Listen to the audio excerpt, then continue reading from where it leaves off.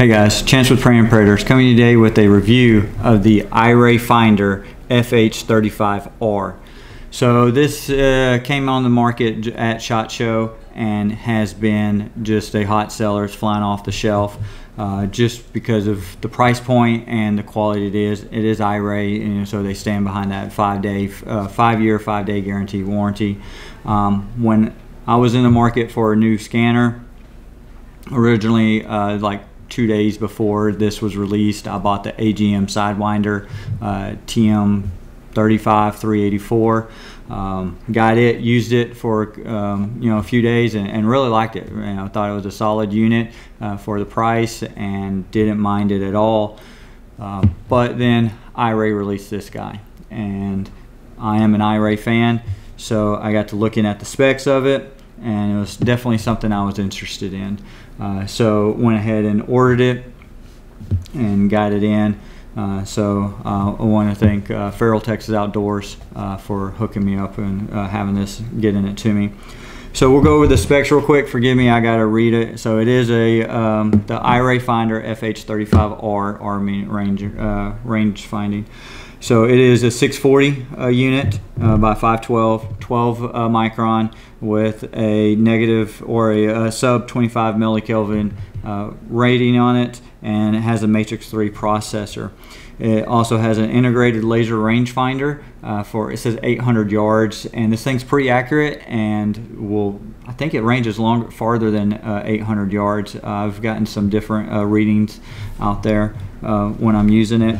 32 gigabyte internal memory for this scanner, so it's nice. You don't have to worry about memory cards in there, and it's a lot. It does have an AMOLED display with a 10 by 24 by 758 display, so it's a large display in there, high def with it.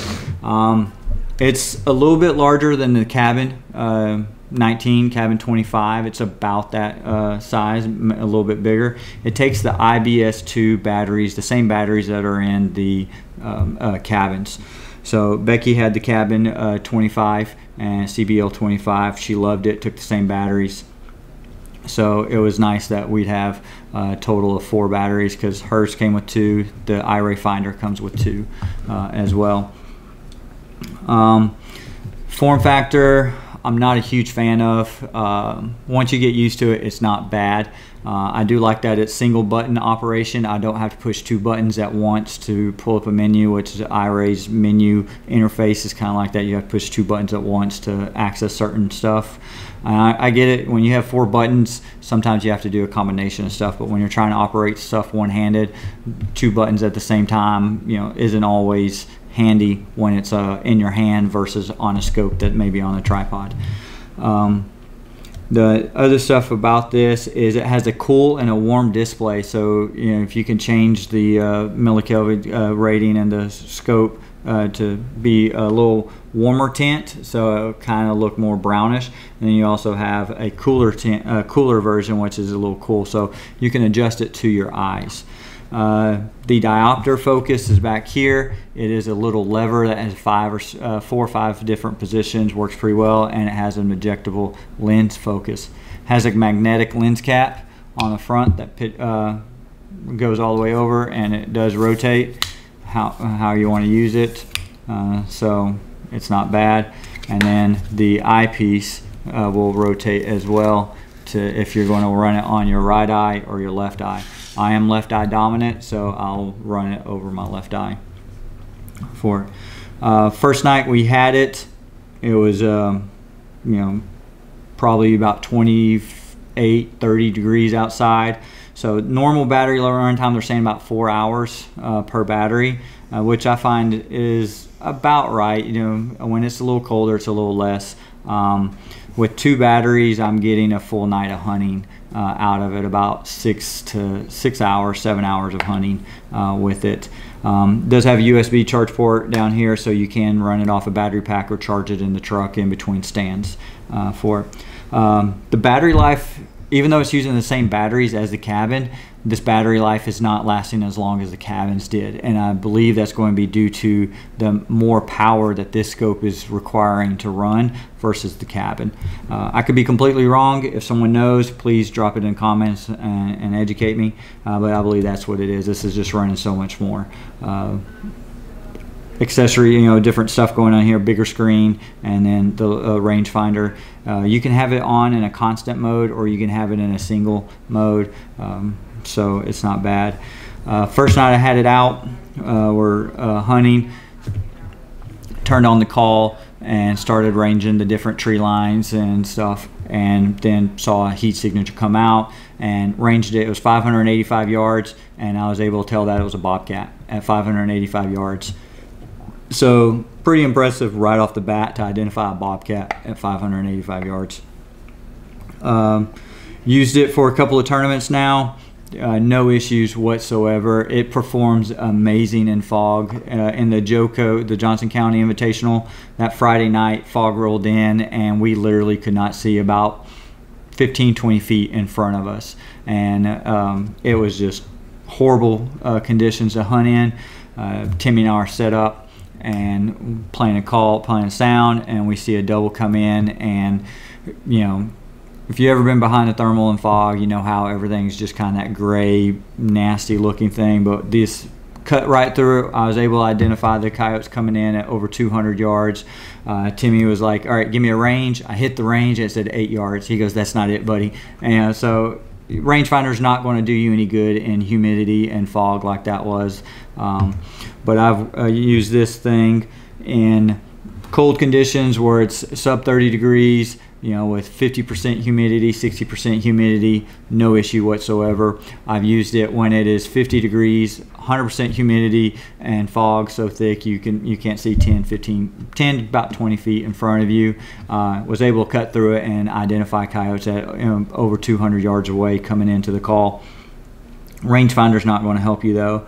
It is a little hard to hold it steady to try to get a range that far out past it. When I identified the bobcat and ranged it at 585 yards, I went on to next to my tripod and braced my arm against the scope and the rifle to get steady so I could range it.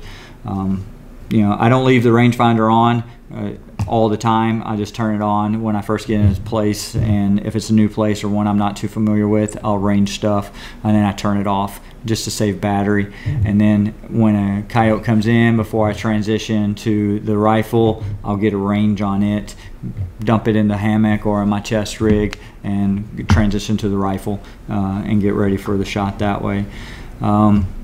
It's pretty easy menu manipulation. You know, you can go through it and figure it out. What I do like about it is when you do push activate or go into a menu or activate the laser, you can just tap the power button and it makes everything go away. So you don't have to sit there and wait 5-10 seconds for it to go away, or press and hold a button for 3 to 5 seconds for the menu to go away. Just a quick tap of the power button and it exits the menu or clears the rangefinder off. I do really like that.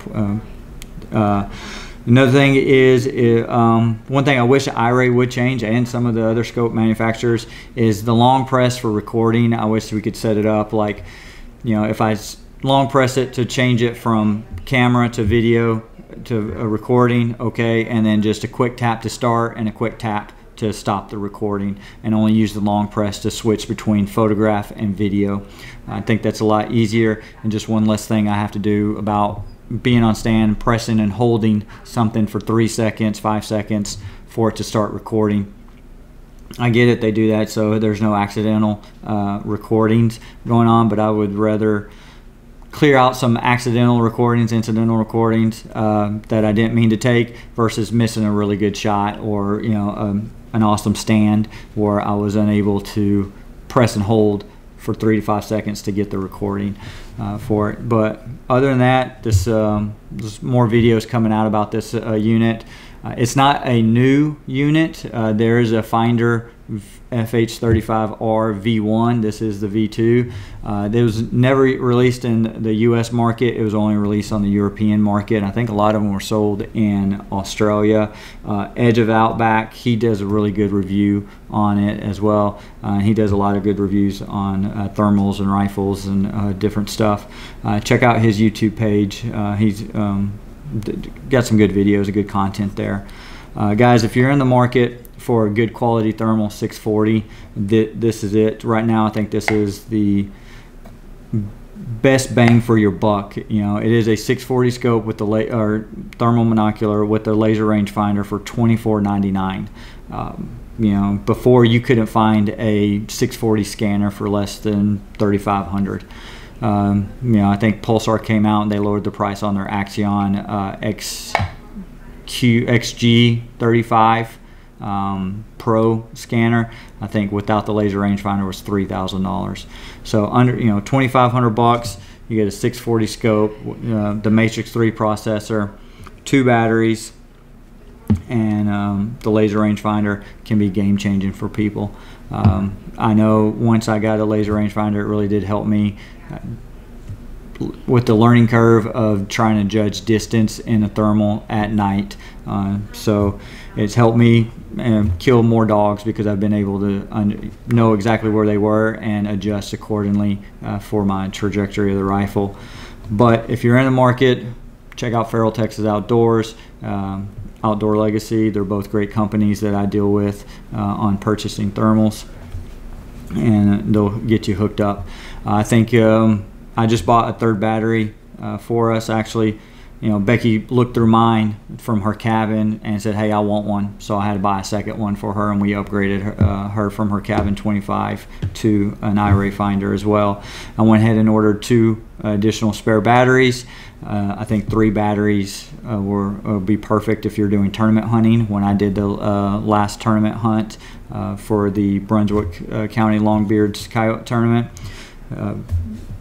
I ended up using one of Becky's spare batteries, so I went through 3 in a night and was going to have to, I had the other 2 in the charger on the truck, on the charger, ready to go. So if you pick up another 3rd battery, you'll be good to go hunting all night long, and especially for a tournament when you get home, just throw them on the charger and you'll be good to go before you roll out. Guys, thanks for watching. I appreciate it. If you got any questions,